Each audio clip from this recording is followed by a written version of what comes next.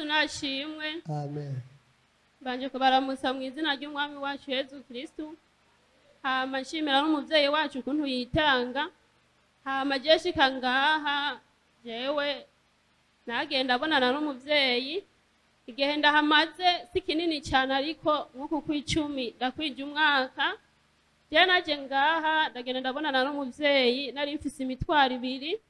Namuzaniye imitwaro 2.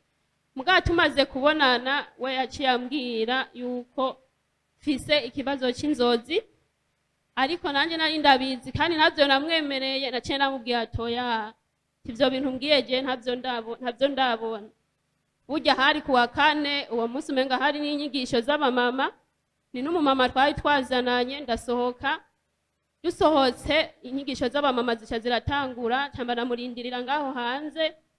Burya ibimenyetso yambwiye natangiye kuvyumva ntarava ngaho hanze.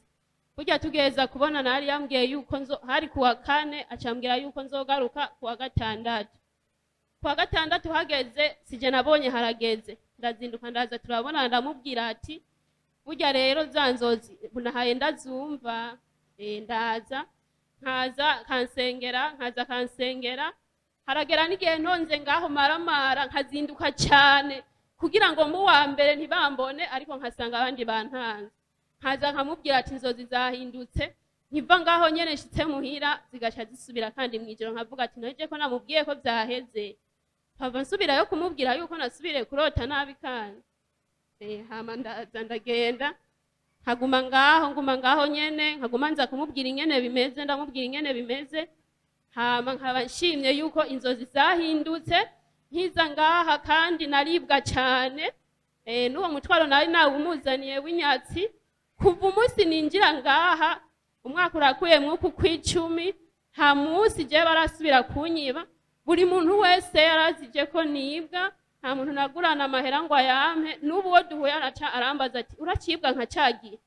Muga kuva umunsi ninjiye aha ndadandaza utuntu tw'amafaranga nubwo atari menshi bisaba ko mba afise amafaranga umwanya wose. Muga haragera igihe namba ntiye umuntu 500,000 ubwo nyene natanda mu gihe ati yamahera bayivye.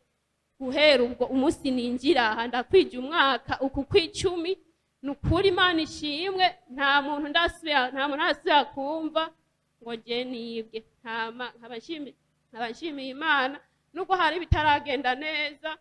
Ndashima Imana ko ihayikora nizeye ko nibindi zobikora. Hama nkabashimira n'abakozi b'Imana naraza ngaha murabona iyo hageze deliverance nyene bigenda. Hama nkaba ndabashimira Imana izobaha ingero bakiriho murabona ingene tubagora nanje mubabagora narimwo. Ntashimwe mfise nobaha ariko Imana izobahembe bakiriho. Hama nkabashimira Imana yarakoze. Yo niryo shimwe nari mfise.